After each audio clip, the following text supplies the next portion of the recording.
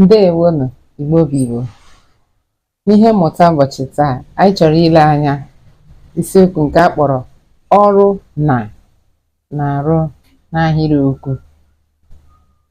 Ọrụ mkpụrụokwu na-arụ n'ahịrịokwu, meaning the uses of na in sentences.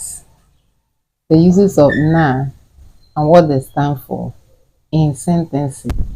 Okay, the word na is a word used in many ways and in many contexts in Igbo language. We are going to know how they are used and what they stand for in Igbo language. Now, in one of our classes, we were taught parts of speech, and it will interest you to know that na does the work of three major parts of speech in a sentence. The word na can work as prepositions, it can work as conjunction, and also can work as an auxiliary verb. Yes. Now we're going to look at these instances one after the other, going by the parts of speech that na word in Igbo language works as. Remember, our topic says the uses of na in Igbo language. Ọrụ na, mkpụrụokwu na-arụ n'ahịrịokwu. Anyị lee anya ebe a, dịka ihe depụtara mkpụrụokwu na nke mbụ m depụtara na ọ na-arụ ka enyemaka ngwa. Enyemaka ngwa, meaning that here it does the work of a helping verb called auxiliary verb. The second here says na works as mbuzo, meaning it does the work of prepositions. And third here says na works as njiko, which is conjunction. Now we're going to look at the examples, but first, mgbe na-arụ ka enyemaka ngwa, ọ na-egosi na na-eme ka mkpụrụokwu ahụ nwee nghọta, na-arụ ọrụ enyemaka nyere nkeji asụsụ ngwa ime ka o nwee nghọta pụrụ iche n'ahịrịokwu.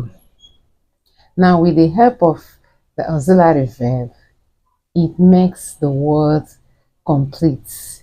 And without this auxiliary verb, the main verb cannot stand alone.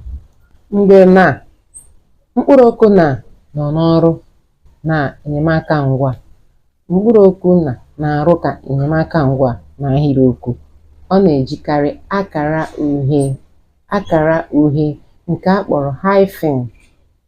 Ọ na-eji akara uhie iji gosi na ọ na-arụ ka enyemaka ngwa.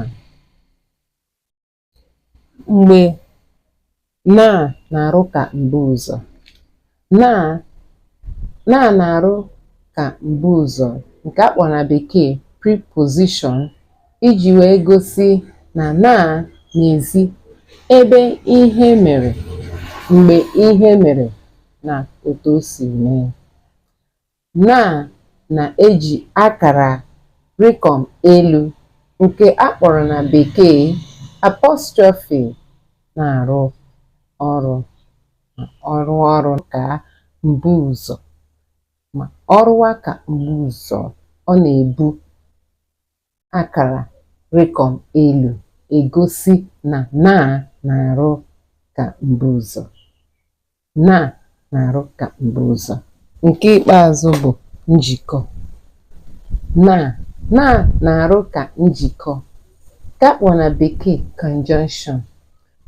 Na-arụ ka njikọ mgbe ọ na-ejikọta mkpụrụokwu abụọ maọbụ ahịrịokwu abụọ ọnụ.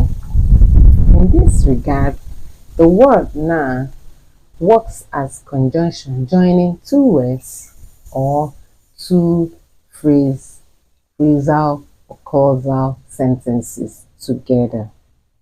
We are going to look at the examples, but meanwhile, do not forget to press the like and share button.